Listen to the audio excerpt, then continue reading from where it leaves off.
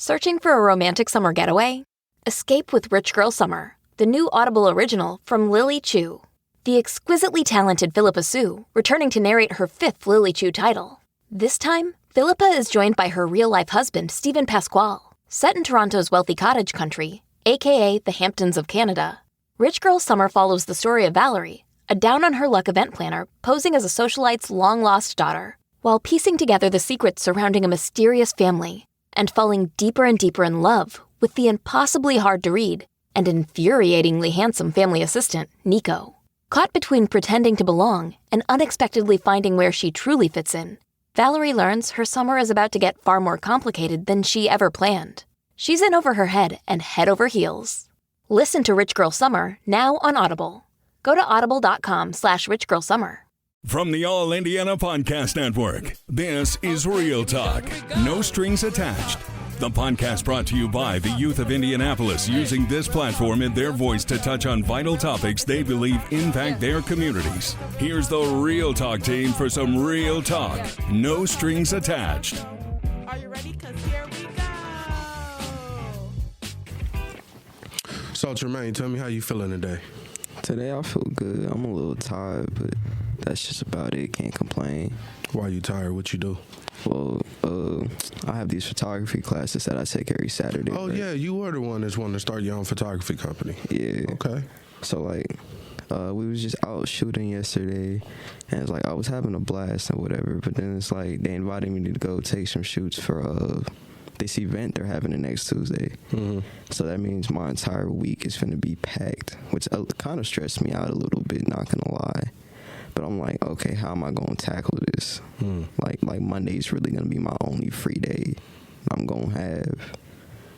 And that's on top of, schoolwork as well. Right. So, I'm just thinking about it this morning. And I'm like, well, this is going to be, the only, really busy week you're going to have. So, just try to take it, day by day. You feel like it's going to affect your mental health at all? Probably. I feel like the worst part about it isn't really going to be the events I'm doing, but more so how I'm going to get there. Because sadly I ain't got no car yet. Right. So I ain't moving on my own time. Yeah. And Wednesday my mama's birthday, so it's am I going to do what's career driven, or am I going to go spend time with my moms? Do both. And I'm going to try to.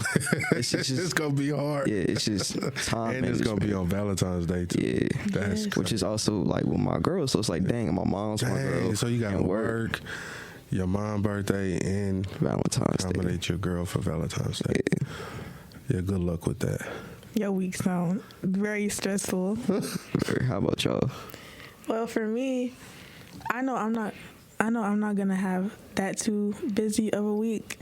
I don't even know if I got Valentine's Day plans. I'm not gonna lie to y'all, because I got a Valentine, but I don't know if we're gonna do anything or whatever. But I feel like this week is gonna be a chill week. What about you, Anel? Actually, I think mine's a little stressful, but it's not that bad, because I had to babysit the day before Valentine's Day, but it's chill because the babysitters, their kids just sleep, so I just walk into their house and watch their baby monitor and get $60, so it's great. But and then we have Real Talk on Wednesday. Wednesday, which I'm excited for. But otherwise than that, actually it's not that bad, but those 2 days. But my week's going good in my day, so yeah. Also, your Valentine better make some plans, because girl. And it's not your job to worry about the plans. Yeah, it's really not. It's not. Come on. They asked you asked them. He asked me. He asked you? Yeah, you should be making a plan. Exactly, that's what I'm saying. And I'm really not about to do that's crazy. I'm not about to stress. Asking your girlfriend for Valentine's Day plans is wild. I'm sorry. No, he didn't ask me. I was just thinking about it just now. Oh. And I was like, Oh, so you don't know if y'all got plans or not? Yes, yeah. Oh, so you waiting for him to step up. Basically. Yeah, good luck with that.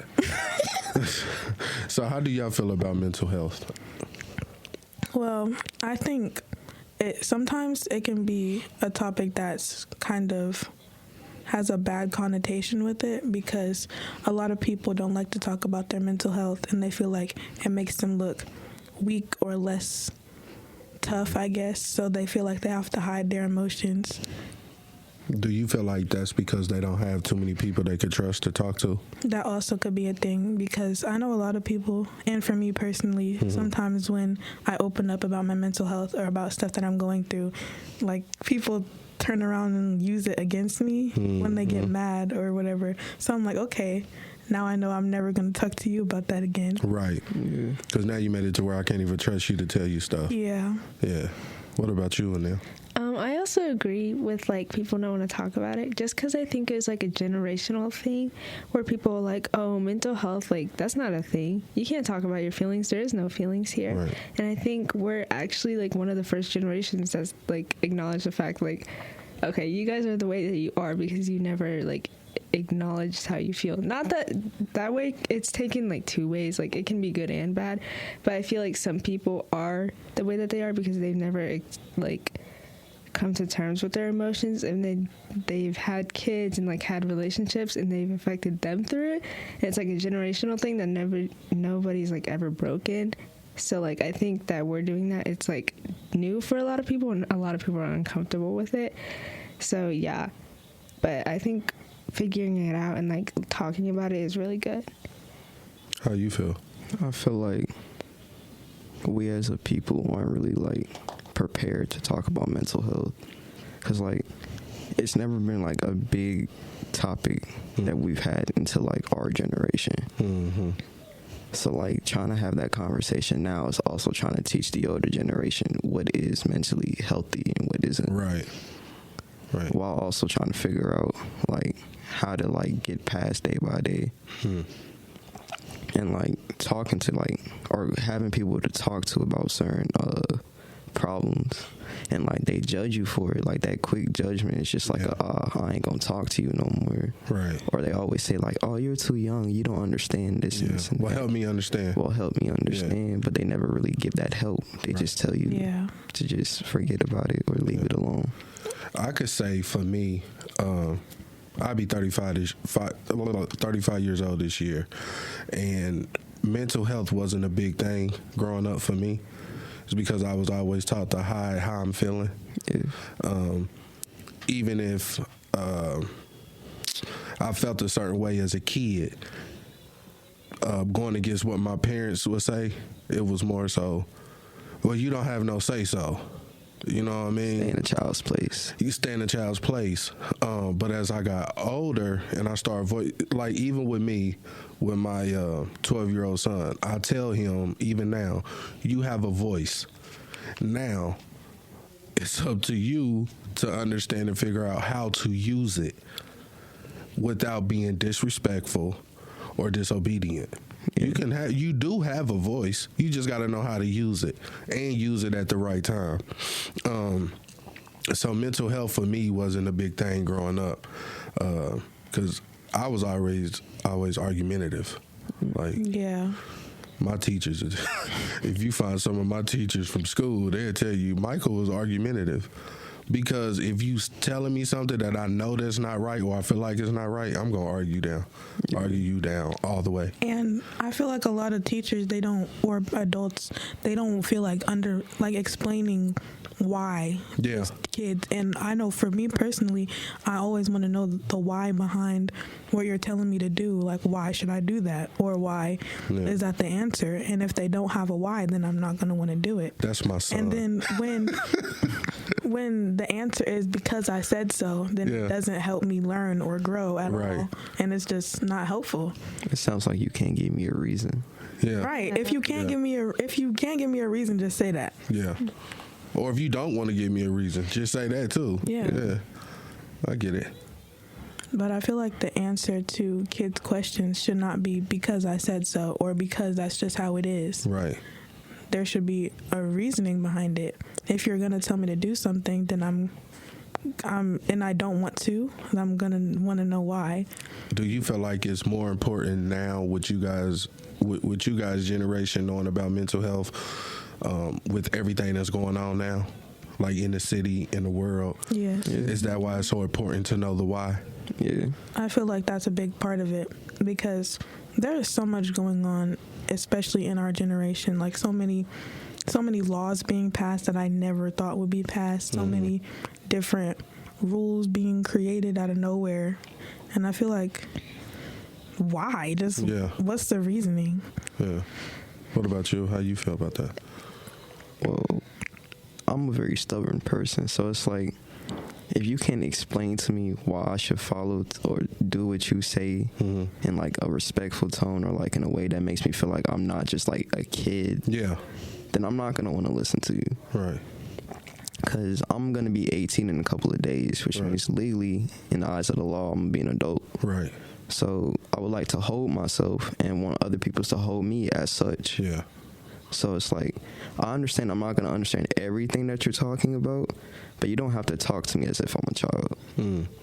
Is that something you, without getting too personal, is that something you went through with your parents? Yeah. Like wanting to voice your opinion, but them like kind of Getting shut down? Yeah. How did you cope with that, or what did you do? Or did they finally come around to understand? I don't think she understands yet. If I'm being honest, I think we're still trying to like work this way around of me trying to be heard from her and figuring out like, okay, how do we talk or communicate to each other? Because I don't really tell her a lot of my problems. Right. So when I do have a problem, I choose to be quiet because I know if I say something, it's probably going to lead to an argument. Yeah. And like I mainly like talk to my sister about my things because she's like in her 30s. Right. But like because she's not like my mother, we can have this conversation to where it's like you see me as what I want to be seen. Yeah, and it's a different perspective. Yeah. Too. So it's not like, because sometimes our parents hold themselves to, I'm authority. Yeah. You're just a kid. Yeah, and I understand. You like, know what I mean? Yeah, and I understand, like, you gave, like, birth to me, so you have some type of, like, being over me. And, like, you came, like, 18 years with me and my problems. So I understand that aspect of it, but it's also, I have a voice. I'm my own person as well. And, like, certain things in life that I see and that you view are just clashing. Yeah. What about you, Anil? I agree. I think with age, my parents got a little better with that. And I'm saying that, like, when I was younger, and I get when I was younger and I would, like, ask for something and they'd be like, no. And I'd be like, why? And they'd be like, because I said so. And, like, when I got older, I realized why, because, like, they were probably right. But I think as I got older, they became more accepting of it and more open. At least my mom. My dad's kind of the type of like, oh, don't feed into your generation where they talk about emotions. So I think I'm still trying to like. Why do you think he said that? I think it's because of the way he was raised. I don't know. I still try to like make him like realize that it's okay to have emotions, but he's very stubborn. But it's fine. It's a slow process, but my mom's more accepting of it just because she's had situations in her life where she's overcome and she's like understands it from her kid's point of view. So like, for example, the other day I was like, can I please have a day off of school? I just needed a day off because it's been a lot. Like I do sports, I do school, and I have like a job after school and stuff like that. And stuff with McCoy, so I was just like, I need a day off. And my mom was like, yeah, that's fine. And I also just needed a day to get like work done and stuff like that. So I woke up the next morning and my dad was still there. And he was like, oh, you took the day off of school? And I was like, yeah. And he was like, why? And I was like, because I just wanted to have a day off. And he's like, that's not the answer I'm looking for. And I was like, what answer are you looking for? It's as simple as that. I need a day off. Like, I don't know what you want me to say. Yeah, literally. That's exactly what I said. And I was like, he's like, tell me what I want to hear. And I was like, I don't know what you want to hear, Jason. I really don't. But I just needed a day off. And eventually he was just like, fine. But with that type of thing, like, I don't know if he even believes in mental health days, which, by the way, it's been like 6 weeks of school, and this is my first day I've ever taken off, so like I don't think it's that bad. It's not like I miss every day, I promise. But So I just took a day off, but every time I take a day off, he always asks why, and it just makes me mad. And I know it shouldn't, and I know I should have like patience with my parents and stuff like that, just because they are my parents and stuff. But sometimes I'm just like, okay, I work really hard in school and stuff like that, and I have good grades. Like, you deserve a day. Yeah, I was like, please just leave me alone. Like, I really want to go take a nap. But every time I have a day off or just like a day where I'm just like resting, I don't know if he thinks like taking a rest day equals you being lazy or something. Yeah. But it doesn't, and I'm trying to like make him understand that as I get older, but I don't know if it's working. But yeah. What about you, Nadia? Well, with my moms, I never had not really, but they did say, I never really had any issues with them, like, talking about my mental health or anything. But they did always say whenever I asked why, sometimes because I said so. But like Anel said, as I got older, they are more accepting with explaining my, like, why I can't do something or why I can't have something. I just really have to ask them, I guess. But with my dad, sorry, I don't feel like I can talk to my dad about anything at all. Like, I don't feel like I can talk to him about my problems or anything because he just doesn't make me feel comfortable enough to do so. And whenever I'm with my dad, I have to have like this false persona, and I really hate that. That's why I try to be around my dad as little as possible. But also he has a new baby, so I kind of feel like I have to be over there more, I guess. And I get that he's trying and like he's putting in so much effort, but then I think back to like all the years where he didn't, and where I didn't really feel like, I guess, accepted in his house. I don't know.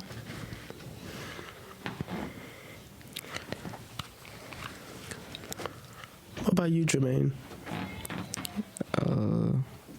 I don't know. I guess when it comes to like family drama, there's a lot of stress that comes with that. Like me and my mom, we get into it every now and then and again over something that starts off as small, but then just keeps snowballing until it gets out of control. And I think what's like weird about that is like this is really like the first time I'm talking about these issues with my mother. Mostly because I feel like I don't have really like a space where I can like really talk about this. So like for me, saying this now to get off my chest means a lot. And I think that goes to show just how like we need this talk about mental health. I have a question for you guys. Okay, so like when you guys talk to your parents and they're not like very accepting of your emotions and they like kind of like diss you off, do you think it's because of their past experiences? And then another question to follow up with that, if you ever choose to have like a family or whatever, do you want to be different in the sense of like, would you want to break the cycle? Which, yeah. I know for me personally, I think it is all about how they were raised.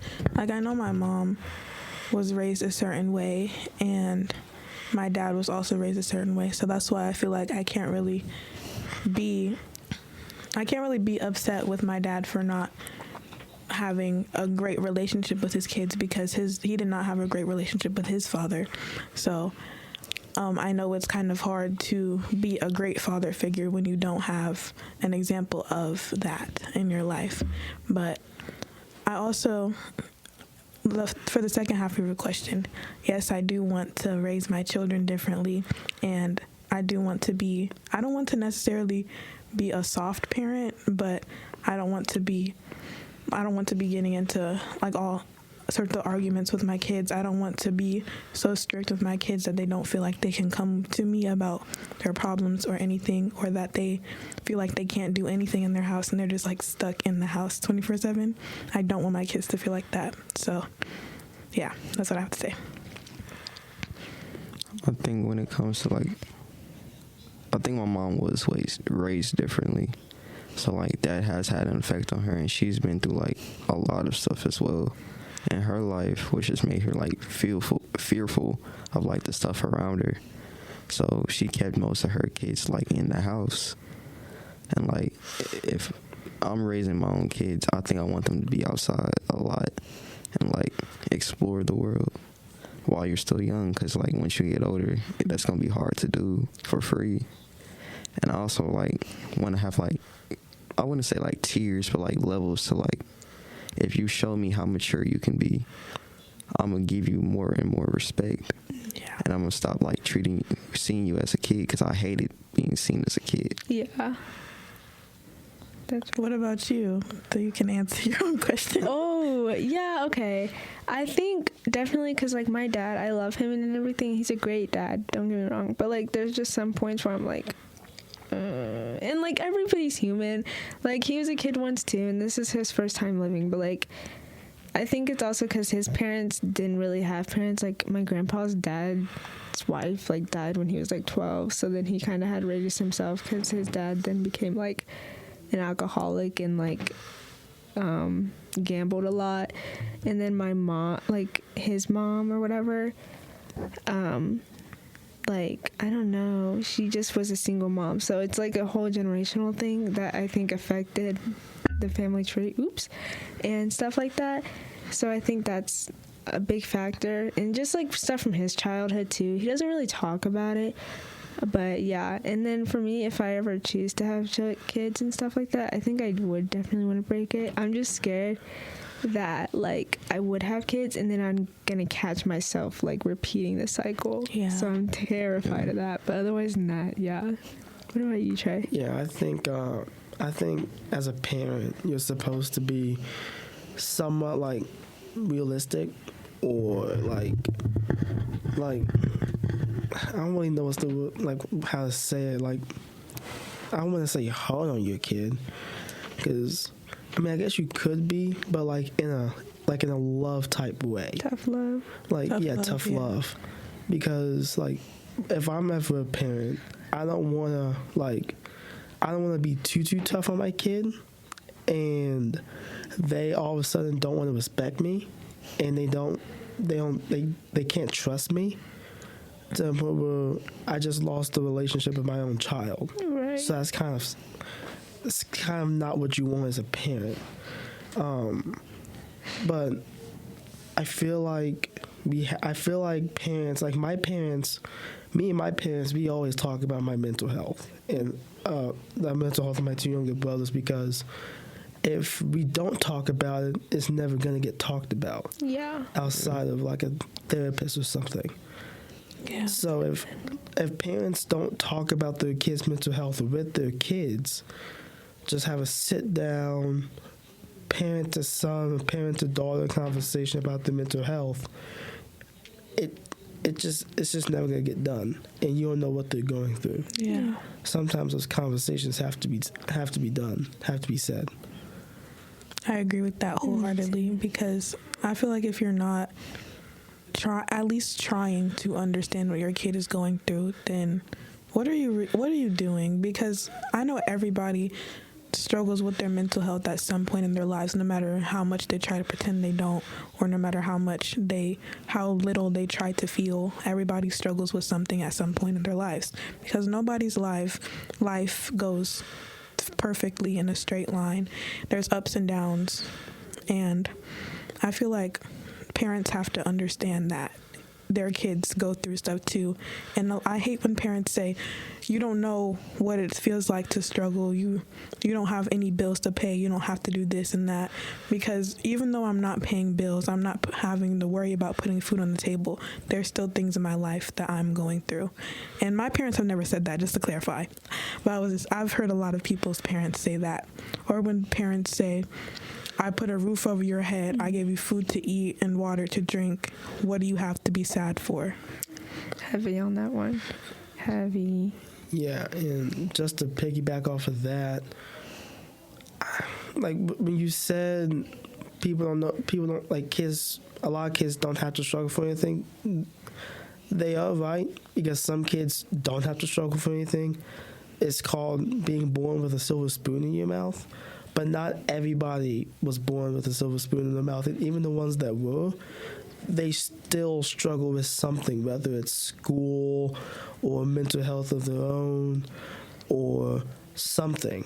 Like, so I feel like everybody older than probably the age of 6 is dealing with something tough.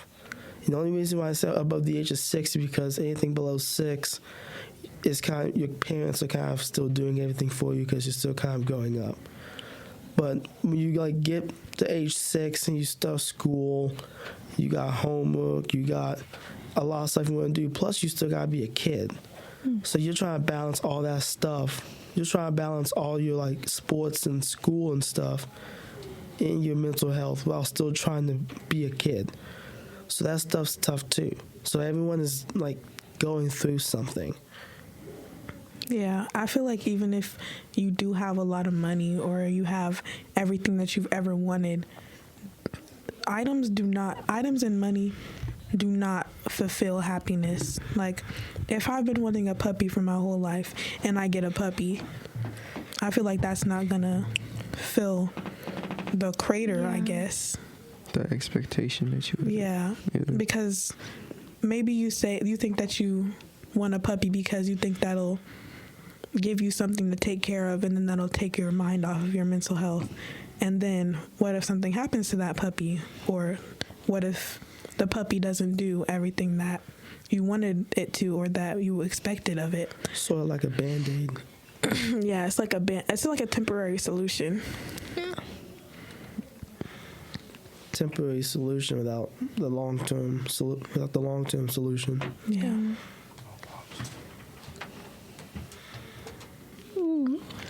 All right. So I want to ask a question though. Like, how does gender affect, mental health regarding to who you talk to, and if it's more effective if it's male to male or male to female? Like, how is it? How do y'all think it's? Well, sorry. I have one thing to say, about it doesn't really relate to the question, but it kind of does. I just wanted to touch on the toxic masculinity that regards mental health, because I feel like a lot of men, they were raised in a way that is no, you cannot feel anything. And if you do feel something, don't tell anybody that you feel this way, because you can't show your emotions. And especially as black men, it's just so difficult, because I know as a female, I know that we like to be able to communicate with a man, and we don't like when men just shut down. And especially in relationships. Yeah. That's what I'm really talking about. Yeah. And even in friendships, if you don't feel like you can come to me with your feelings, and I've come to you with my feelings, and you don't do the same, I feel like you don't really trust me. And I don't know, but as far as the question that you actually asked, I feel like it's more effective to talk to somebody who can kind of relate to me. My very first therapist was this very old white lady, and I was kind of very uncomfortable talking to her, because I was I don't really know what to talk to you about. And then basically the first time in therapy, my mom kind of explained to the therapist why I was there, and I didn't really want her to do that.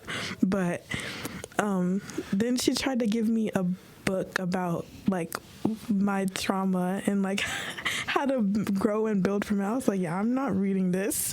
And then I told my mom I don't want to ever talk to her again. So I got a new therapist, and then she was a queer black woman, so I felt like I could relate to her more. And she was closer to my age also. So for me, it's so much easier to talk to somebody who looks like me and can understand some of the struggles that I go through on a daily basis. Yeah, to piggyback over what you said, I feel like, to me, because my current counselor is a younger white lady. So to me, I don't think when it comes to which therapist, which counselor would you prefer, I don't feel like, to me at least, it really matters, because I can have a male therapist or a male counselor, but they don't know what they're doing, or they're not good at what they're doing. compared to what a white female counselor could do, especially like a black counselor. Because again, I could have a black male counselor, but they still not be able to know what they're doing compared to a black female counselor or a white male counselor. If you see what I'm saying? Yeah, I know what you So mean. I feel like to me at least, it doesn't really matter because you have to know what you're doing. Like, Yeah. you have to know what you're doing. To be fair, I think if I found a great therapist that was a white man, I would probably follow through with that therapist. But I'm just speaking off of my personal experience. I think it's just based off of who you're talking to. Right. And the gender isn't really important, or the race. But I know a lot of people, they just don't want to go to therapy unless their therapist looks like them because they're not comfortable, and they may have had previous therapists who have made them feel like less than, or like they didn't know that what they were talking about, or even kind of crazy because they're like, oh, that doesn't happen. That's not. But Right. it's just about the type of person or the type of therapist that it is. Because the most recent therapist I had, she was like the closest to my age, but I also kind of felt like she didn't really know what she was doing, because whatever she was doing was not helping me. Like, I was like, okay, yeah, we're talking. We just spent an hour talking about something that does not matter.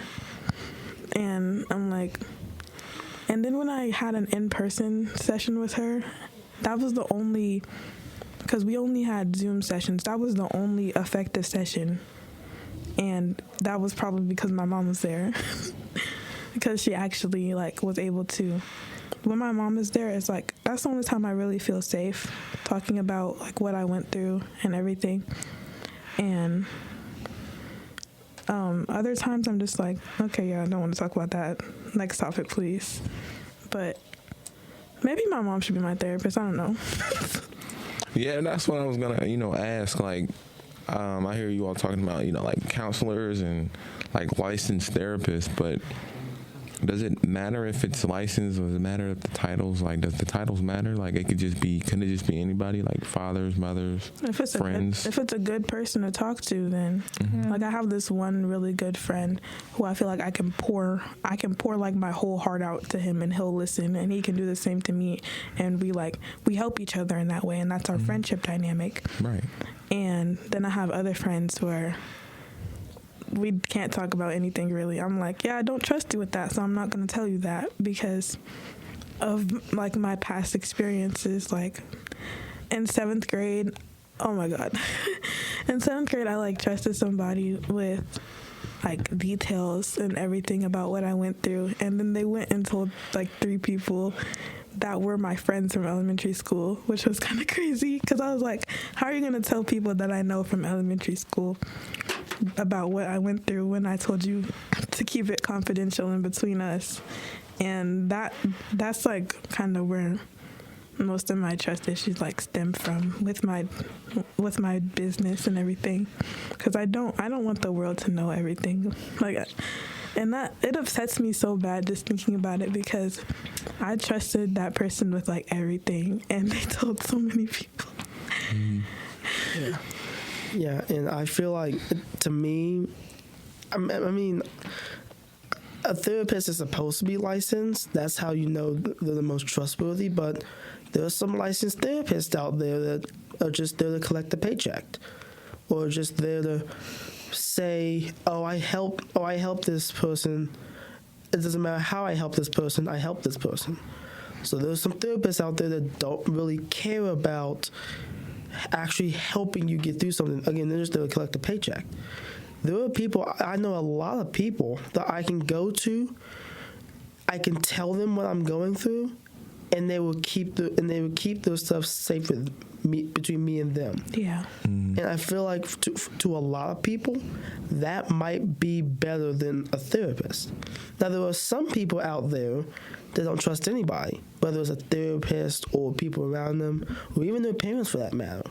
So, us as a society, we have to go to those people.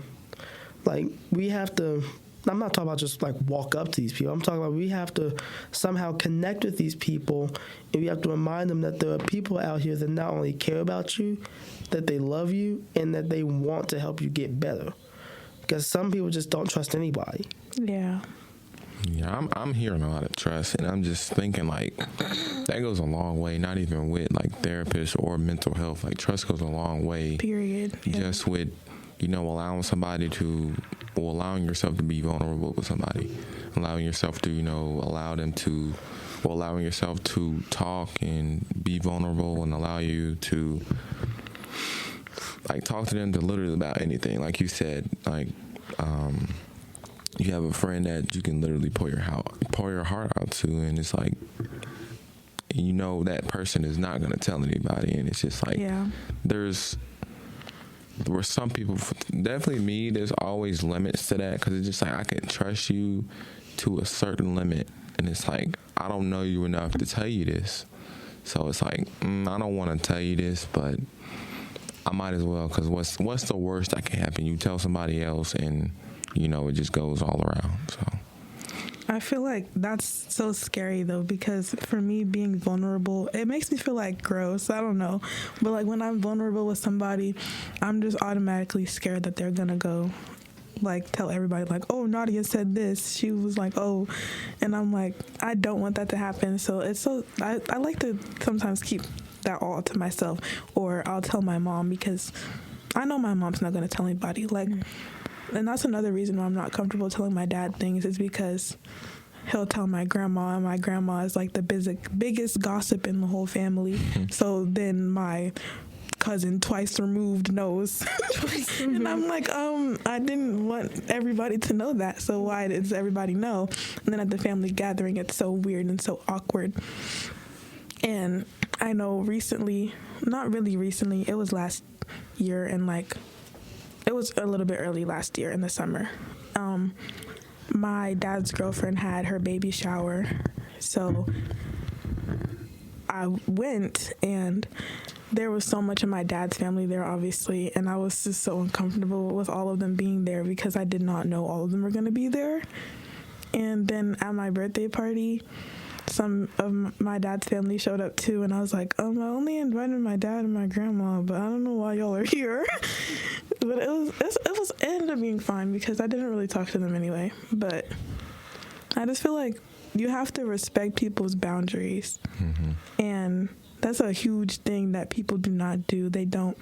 You set boundaries for yourself, and then they keep stepping all over you and keep walking over your boundaries and disrespecting you in like your own space too. And I'm just like, what am I supposed to do in this situation? Because oh my gosh. And then thinking about it now, I had like a really close friend, like from 7th grade, and we were best friends, and I literally just had to stop being friends with them because they could not respect me like in my own space. They couldn't respect my boundaries, and I feel like they didn't even really care about me as a person ever, because whenever I would talk about me or whatever, they just brought it back to their relationship or whatever. And I feel like that's really selfish. And then when I was trying to talk to them about it, like I wrote a whole paragraph, and they're like, oh, I'm not going to argue with you about this. And I was like, I'm not even trying to argue. I was just trying to tell you how I felt. But yeah. Yeah, I feel what you're saying. Piggybacking off of that, I heard what you talked about with limits and boundaries. And I want to ask, going back to like men's mental health, because in my preference, when it comes to men's mental health, we, and I'm going to speak in a general sense, I feel like we as men don't look for a response, especially when I go into a barbershop, right? And I'm close with around everybody in that barbershop. I go in there and I just start talking, whether it's just about mental health, whether it's about my week, because I get my hair cut literally probably at the end of the week, about every week. But I usually talk about something, and it just somehow evolves into something regarding something serious regarding mental health. And I don't necessarily, we all in that barbershop, we mutually don't look for a response out of each other. We look for something to carry the conversation. So I want to ask, like, why do you think men's, like when out of the barbershop or out of that place where we feel comfortable to talk about what's going on in our head, why do we think we hold like kind of like this boundary on our own minds, like, well, I'm not going to talk to this female even though like she's my girl or she's my wife, or why do we think we hold that boundary on us? I feel like it goes back to the sense of like masculinity, in the sense of like, oh, you have to be tough to like represent yourself. I'm not sure, because again, I am a girl, so I don't know, but I feel like it has to connect with that a little bit. But I totally get what you're saying, because like if I got to the topic of mental health with somebody, not that I wouldn't want to talk about it, but I would just want to keep it going, just because like I don't want to just focus on me. And then, because, like, if I talked about something and it becomes, like, this super awkward silence type of thing, I'd be like, okay, like, this is why I didn't talk about it. Right. But, so I think I would want to keep it going, too. So I get that. Yeah, and I feel like to piggyback off of what you said about the toxic masculinity, that's huge in, like, the black community, because we're supposed to be viewed as mentally and physically stronger than everybody else. That's how everybody, going all the way back to slavery and segregation, like that's how everybody viewed the black man, as stronger physically and mentally than everybody else. So the moment that we start to show our emotions and our true selves, they view us as not masculine at all, and they almost start to, I almost want to say they want to take away our masculine, like how masculine we truly are, because we're showing our emotions. Yeah. And that's why especially black men in general, are so scared to show their emotions to the whole world, because they don't want other people to say, oh well, you're not really masculine because you're showing your emotions. You're supposed to be mentally stronger than everybody else. So I feel like that's why, and that's also why the suicide rate amongst men, especially black men, is where it is. Yeah. I think it's black men from 8 to 14. Like the suicide rate has increased. Yeah. And it's like getting younger too. Far beyond like their other counterparts, like other races. And we used to be like, black men used to be like way far behind, and now it's skyrocketing, and it's very sad to see that. And sorry to interrupt you. No, and I just actually, to piggyback off what you guys just said, our school community actually just lost a former student. He went to Cathedral his freshman year, but he transferred to North Central his freshman year. I'll just get to the point. He actually killed himself earlier this past week because of mental health. We don't know what was going on, but we just know that he took his own life. He was like 16 years old, but that's just the further being on the point that like mental health in black men is serious, is trickling down to the youth. But because we're young, we don't really know how to control what we do. So older black men can kind of like seek what the problem is and seek help. Younger black men, are just stuck. So like we just think to the most rational thing at the time, which for some people that is suicide. I kind of disagree with that, to be honest, because I feel like the younger you are, the more prone you are to changing and the more prone you are to getting help. But if you go your whole life without getting any sort of help, then your mental health is going to be worse, and you're going to be more resilient to getting help or to talking about what you're going through. Because if you haven't talked about it your whole life, why would you talk about it when you're like 30? Right. That life is just in you now. It's just who you are. Yeah. And also to answer what Jeremiah asked earlier, I'm not a man, I'm just speculating here, but I feel like some men are more comfortable talking to other men because they can probably relate, and they know, like, they're like, oh yeah, I understand what you're going through. But like a woman and a man do not go through the same problems. They're never going to have the same issues. unless they like go through the exact same thing, I guess. But they'll never have the exact same issues, and nobody will ever have the exact same issues. But I feel like the issues that you go through, if you talk to somebody in your gender about it and you guys can relate and you can connect on that level, then you're going to be more comfortable with that person or people that look like that person. Yeah, and in the same sense, and I'm, before I say this, by no means am I like gonna like laugh at suicide, because it's not anything to laugh about. But when it comes to men, when we talk about our feelings, I feel like for me, I have to, like, it kind of has to be funny to me. It have to, in some way, it kind of has to turn into like a joke, and it's just like, oh, I'm good. Like it's not even that bad, but in a sense, it's others that it is that bad, you know. And we have to realize that men, everybody, not even men, women, everybody handles like their mental health differently. For me, I joke about it. I go to the gym about it. I run about it. Like I it's something about it that just I'm good. You know, I have to sweat it out. You know, but we have to realize, you know, before we even think about suicide, like there's something that before you even think about suicide, there's something that's in your mind that you can do before, you know, you have to question, okay, maybe I'm just not meant to be in this world. Sometimes I feel like people don't think there's anything else that they can do. Like they don't feel accepted, and their parents don't make them feel accepted. Or even if they seemingly live an extremely happy life, there is something that they're struggling with deep inside that nothing can fix. Nothing can fill that hole. Nothing can even put a Band-Aid over it. So that's like the only thing that they feel like they can do. And it's like hard, because it's like, yeah, it's so hard. Because like, the question is like, how can you even have that, like, that notion in your mindset, like literally nothing will help when you haven't tried everything that there is. I feel like it's like some people just think that's their last resort. Yeah. And also I wanted to piggyback. Dang, I forgot. I'm so sorry. It's okay. Come back to me.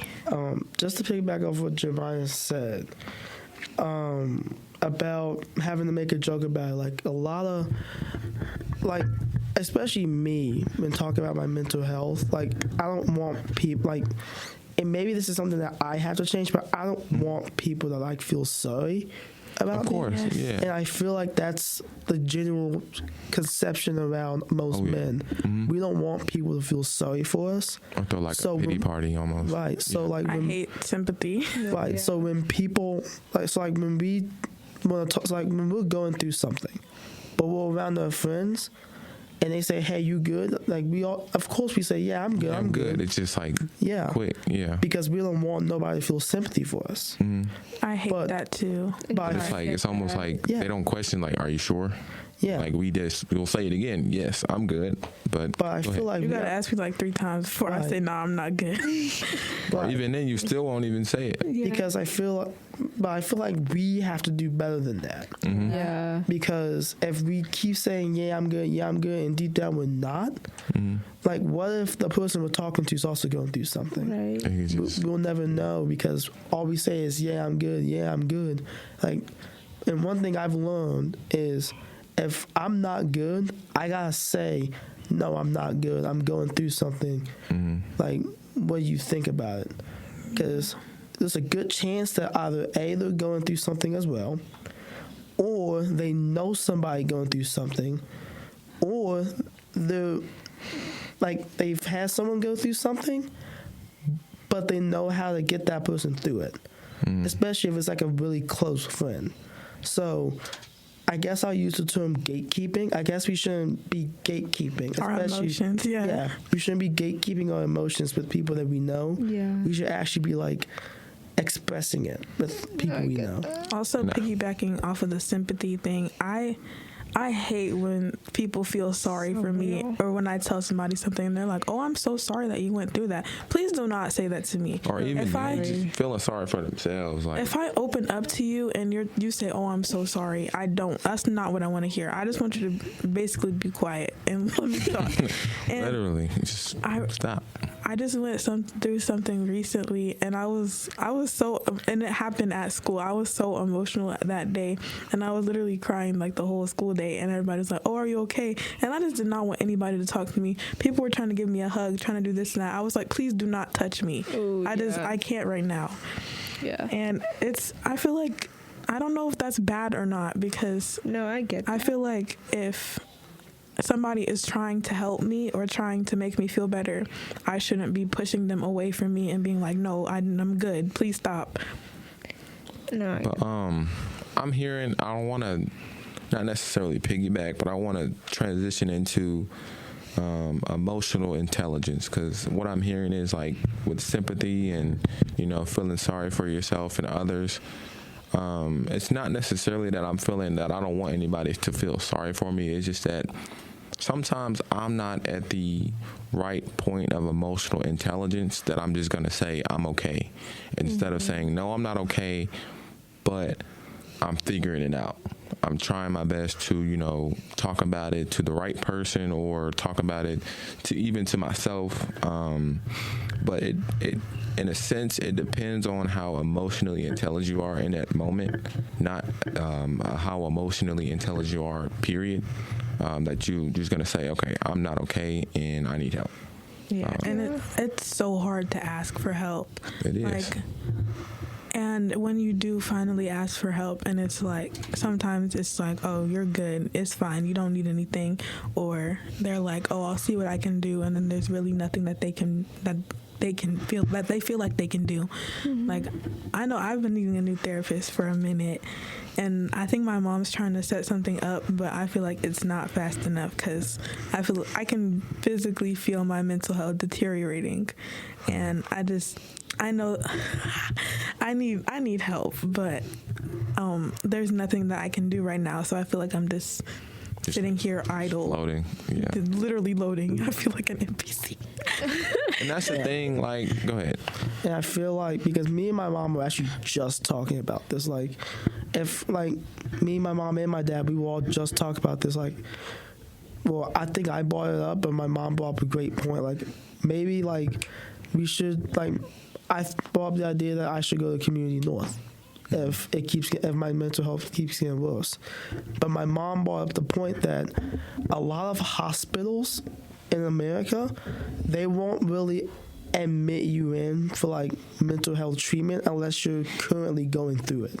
So like you could like have a mental breakdown tonight, go in the community on Tuesday morning, but they'll just dismiss you that same day because you're not currently going through anything during Tuesday morning, even though you just got done with a mental breakdown 2 days before.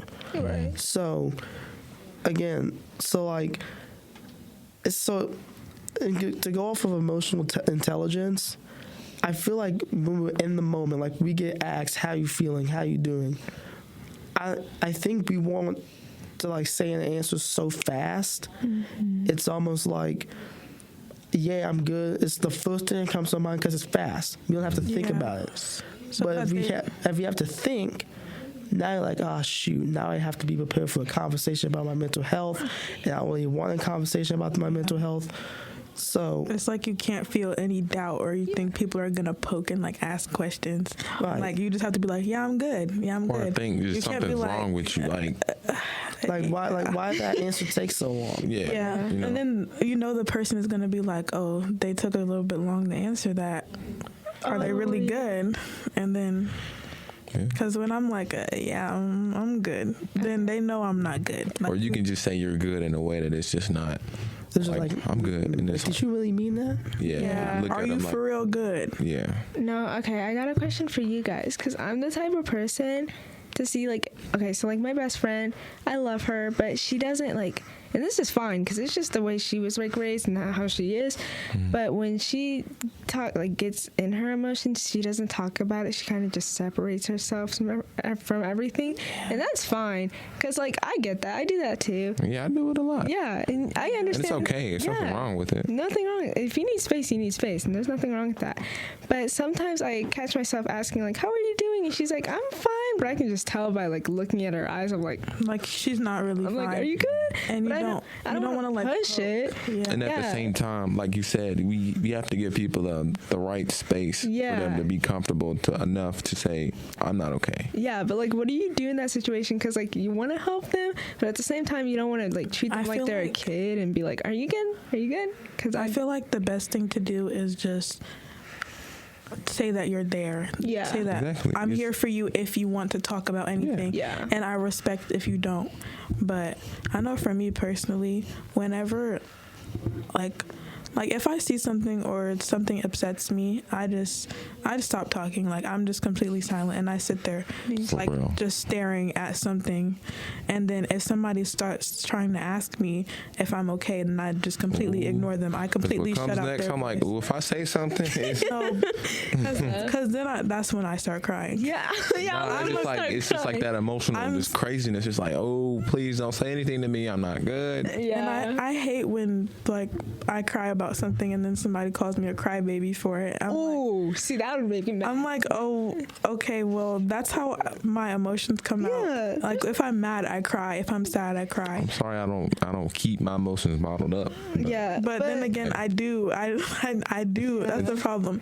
And like, I feel like last week when I was going through that thing at school, that's like the only time people were like, oh, she cries so much. And I feel like nobody really knew that I was that emotional of a person because I'm the funny one in like most of my friend groups. Like I feel like I have to keep the peace by being funny, and I can't really show any other type of emotions, or else they're gonna look at me like, "Oh, why are you acting like that?" Or can you stop doing that? Like, so I just feel like I can't really be that to some of my friends. But then I have some friends who will just sit there and listen to me. They know that they know I cry a lot, and they're like there for me. But also I feel like they're there for me sometimes, but not when I like truly need somebody.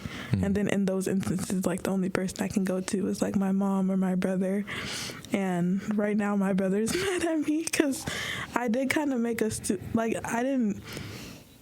I kind of let something slide that I probably should not have let slide. And I keep on thinking about it over and over, and I'm like, I should not have let that slide. Going back to your question, Anel, about how do you like handle that when somebody when you continue to ask somebody it's okay, because like you said, what did you say? She said her friend like just shuts down and doesn't really. Yeah. She like separates herself from the problem. Like, because it's different when you can say like, I'm here for you if you need me, or if you want to. Because at the same time, to another person that could be comforting, but to another person that could be kind of be like a gaslight. Like, I'm fine. Like, why are you even like going? Yeah. Like, why are you going there? I get that. So it's like, in a sense, you kind of have to know that person enough to handle that situation in the correct manner. So determine what they want you to say. Because I feel like the only thing you can really do is just try your best to support them. And if they genuinely just don't want to talk about it, then you gotta respect let it go. it. You can't keep trying to push them to talk about something they don't want to talk about. But also some people, they want you to keep asking, like they want you to keep checking on them, making sure they're okay, because I feel like that's the way that they feel like people care. Yeah, it's almost like trying to make sure your person's okay, while making sure you don't overstep into the boundaries. Right. Yeah. It's hard because for some people, like they'll show the signals, but at the same time, the person that really wants to give the help, they don't know, because they don't know the signals that you're giving off. So it's like, I don't know if I should help you because you're telling me you're okay, you don't want to talk, but at the same time you're giving me signals. So it's like it's mixed. And I'm like, I don't know what to do here. I don't know what you want from me. It's, So I feel like yeah. the right thing to do in that scenario is, okay, you're giving off signs, you're giving off signals that you're not okay, Right. and that you're hurting in some way, shape, or form, but you don't want immediate help. Like you don't want you don't want immediate help, or you don't want to say that you need help. So what I'm going to do as a friend is I'm going to just keep checking in, because eventually that person's going to tell you. Because eventually they're going to get tired of you just keep going up, especially if they're like your friend. They're eventually going to get tired of you asking them if they're okay. Exactly. Like, That's hey, how are you feeling today? Right. You know, That's how I was. That's how I was with my mental health and my friend. I kept saying I was okay. I knew that I was not, but my friend kept saying, friend kept asking, so I just went ahead and told him. And now that's off my chest. Yeah. So I feel like the way, and I don't know how everyone else operates. I'm just guessing. I'm just assuming. But I think the way most people operate is, if my friend keeps like almost begging me to tell him what's really going on with me, I'm eventually gonna tell him. Maybe not like the first time, maybe not the second time, maybe not the 10th time, but on like the 15th time he tells me like the same week, I'm gonna eventually tell him. Yeah, and at the same time, you mentioned immediate help, or I think you said immediate. Yeah. But at the same time, immediate could turn into repetitive, and that can get kind of like irritating, because it's like, I'm good, and I'm glad that thank you for checking on me, but can you when stop? it gets repetitive, it's like, okay, I'm good, like thank you. But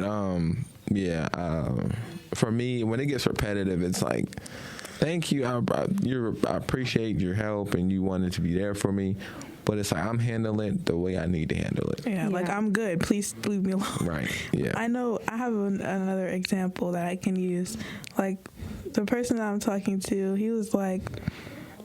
So basically, he was like trying to get me to open up more about like the stuff that I went through, and he like I was like, okay, I'll tell you eventually, and then like he asked me about it again like the next week, and then I didn't tell him then either, but then I just told him like one random night, because like sometimes I get like. Sometimes I like think about it, and then it like really bothers me, and then I like basically have a panic attack over it. But so that happened, and then so I told him then, and then he was able to like comfort me, I guess, and make me feel better. But then again, I like didn't want to tell him really, but I felt like.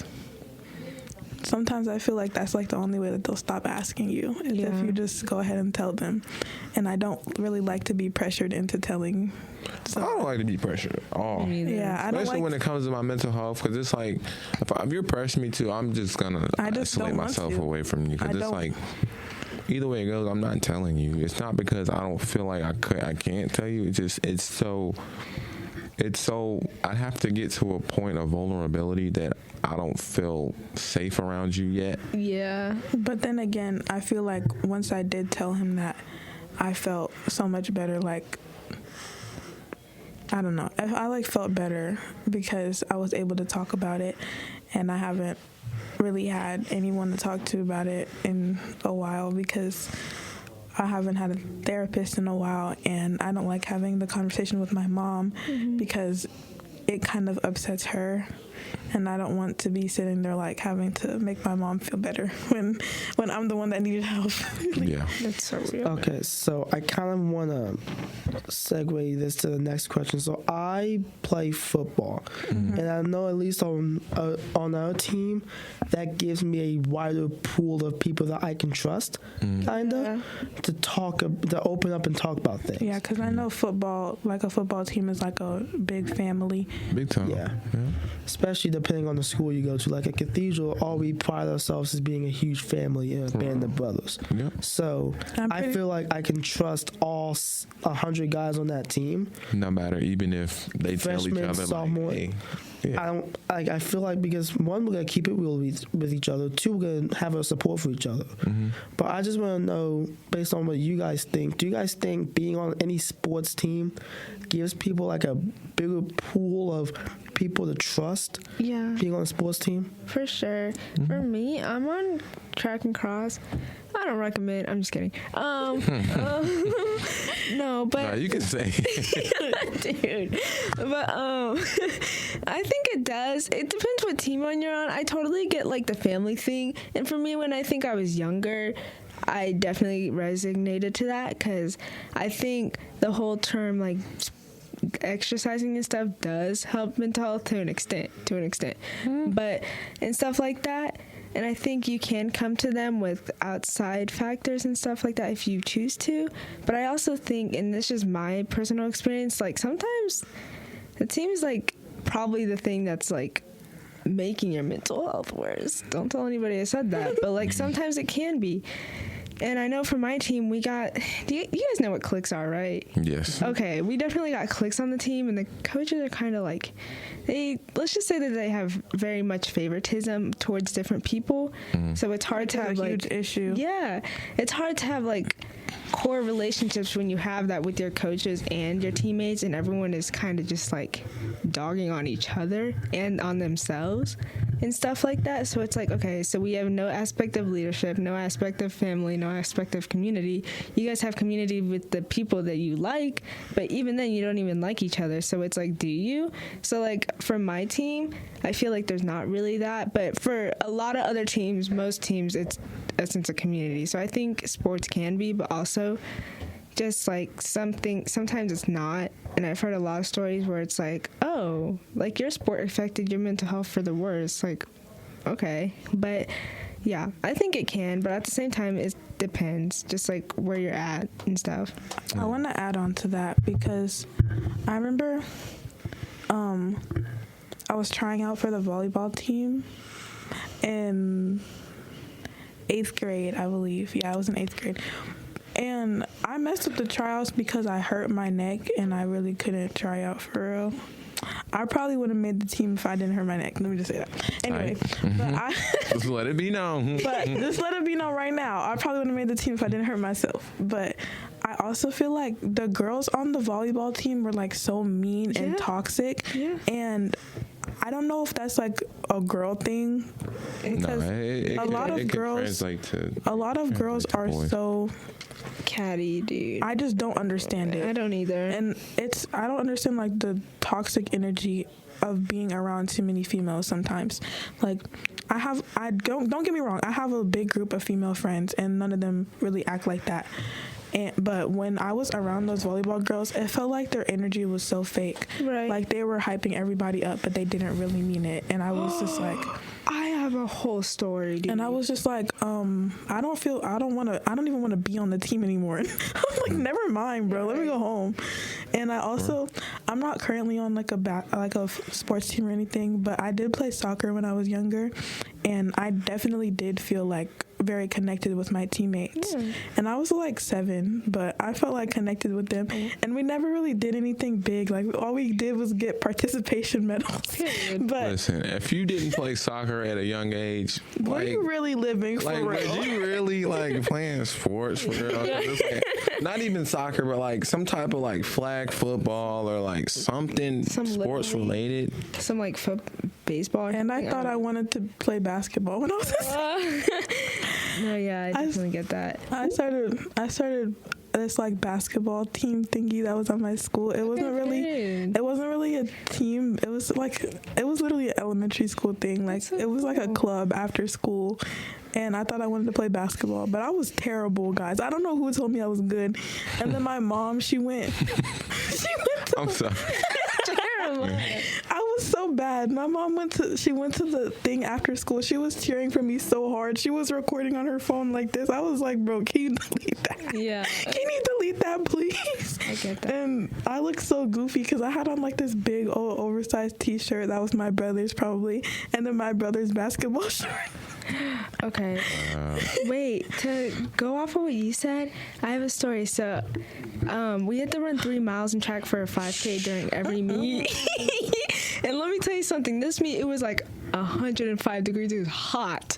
It was hot. Oh yeah, I remember. It was bad. My freshman year, I ran, and apparently I didn't eat enough that day because, let me tell you something, not even halfway, I faint to the ground. I literally fall, and I like my eyes black out and everything. All these moms come rushing to like this little hill and are like, "Anil, are you okay? Are you okay?" And mind you, it's happened before, and now I got to figure it out. Like, it's just because I have low iron and stuff like that. But like, whatever. But but I like fell and stuff like that, and it was so embarrassing because I had to be like taken away on this like gator cart, and I had like this like cup of electrolytes because my blood sugar was low or something. And worst drink ever. Oh, it's so nasty. I was like, oh, this looks good. It was Pedialyte. so bad. But I got taken away on the gator, and my teammates were like, apparently they were like, to my face, they're like, "Oh, are you okay?" And I thought they cared, and I was like, "Yeah, I'm good. Like, I'm good now," and stuff like that. And I just went home and whatever. But fast forward like a year, my best friend's mom was like talking about at the same meet how like they figured out I like fainted and stuff, and like they heard some of my teammates were like, oh, like this one girl in particular, we're gonna call her Ellie. She was like, oh, she does this all the time. Don't worry about it. She always faints and stuff like that. And mind you, it was my first time. I don't know what she was talking about. I threw up one time before, and it was she was trying to make you look like she was trying to make me look bad. I got beat like with you her. were being dramatic. Yes, and I don't know why. And like you fainted on purpose. Yeah, like I fainted on purpose in front of all these people out of me for just for a little show, just for a little show, just for a little fun. Just for a little. Just for a little halftime show. You know That's what I'm saying? why I didn't have to run the rest of that 3 miles. I would do that. Yeah, I would definitely. It made me so mad because it's like, how are you gonna be like this to my face and then say that behind my back and say like, oh, she does this all the time. I threw up one time during a workout when nobody was there, so she needs to chill. The fake energy. And then at semi-state, another girl from a different team, which I'm proud of her and everything. She helped, like she fainted, and Ellie literally like walked over to help like lift her up and everything, and like she got recognized for it. Like she was put in like Indy Star for it and stuff like that, and like I know. I'm happy for her in the sense of like team. I'm not happy for her. In the sense I'm thinking of like you fake and I know. you put it in the store. As a teammate, I'm like, okay, I'm proud of you, but like, why couldn't you give that same energy to your teammates? I'm not even saying like you needed to help me. I'm just saying, why did you say this about me? But literally help a girl because all the adults were there and it made you look good.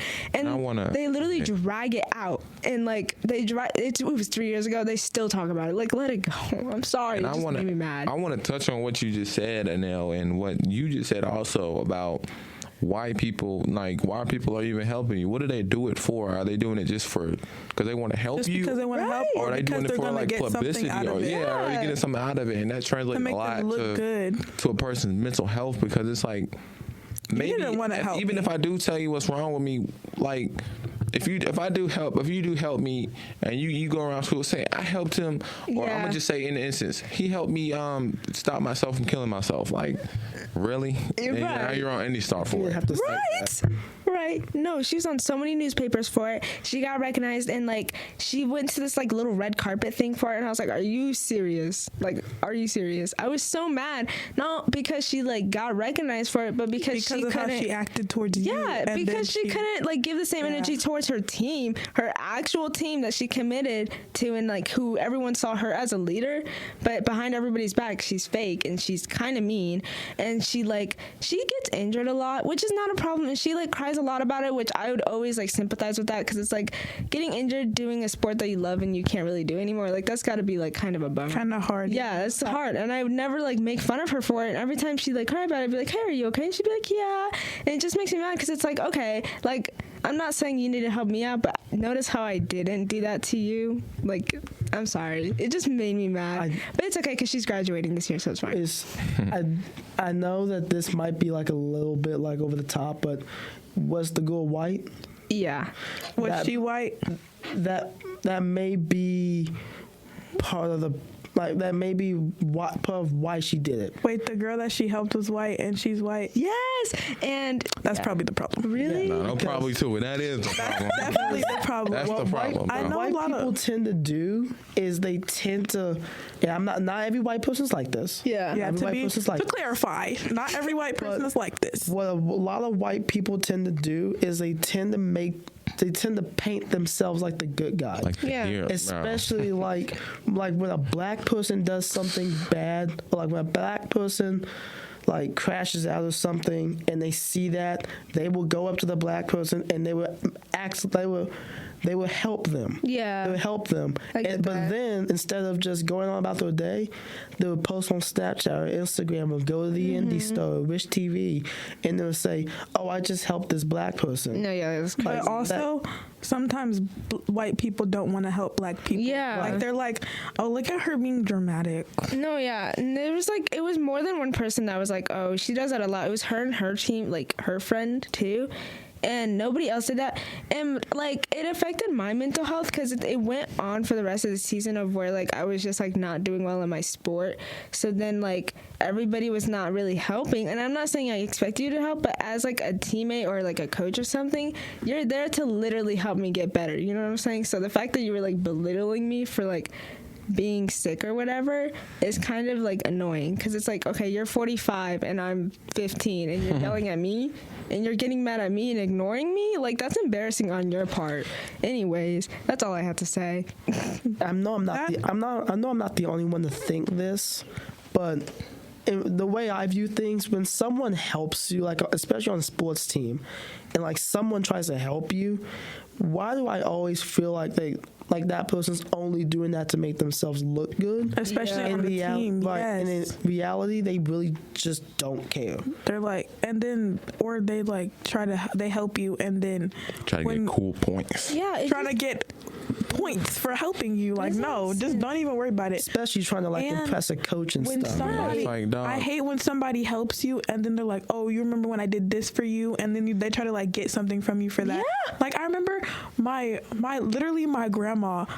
Oh my God, literally my grandma. I left my computer at my dad's house and I needed it for school, and I didn't even ask her to bring it, but she brought it for me, and she was like, do you know how long it took me to get here? Like, trying to make me feel bad because she did something for me that I did not ask her to do. I said I would be fine until I went back over there, and she still, no, I'll bring it since you need it so bad. But I never mind. Don't bother. And then I was like, oh yeah, thank you so much, because that's my elder, so I have to be respectful. Yeah. And I can't be like, oh, well, I never asked you to bring it anyway, but because that's rude, especially to my grandma. Mm-hmm. But I was like, I never asked you to do that, and I'm never asking you for nothing ever again. Yeah, that's crazy. No, it just made me mad because like everyone thinks she's really nice, like all the coaches and everything, but she's also been like the person that's like been body shaming people on the team and saying so much stuff about like different girls and like saying how these girls are like, I'm not gonna say it on here, but like she'll just like call these girls like just like words, and I'm like, oh, like aren't you supposed to be represented as a leader? And didn't you get like mental attitude award 3 times? Like, where's the mental attitude at? I remember my brother's football team. They had their quarterback win I think it was some sportsmanship or some mental attitude award, but he literally was the total opposite of a leader. Yeah. It was all about himself. Mm-hmm. And like a lot of people, it's all about themselves. Me. Mm-hmm. Like, yeah, me, and not actually trying to uplift people. So I just wanted to put that out there because you said that. No, yeah. Okay, here we go. Real talk show. Real talk, it's the Real Talk Show. Hey. This is Real Talk. No strings attached. Be sure to like and subscribe to this podcast, and be sure to check out other great podcasts on the All Indiana Podcast Network. Online now at allindianapodcastnetwork.com.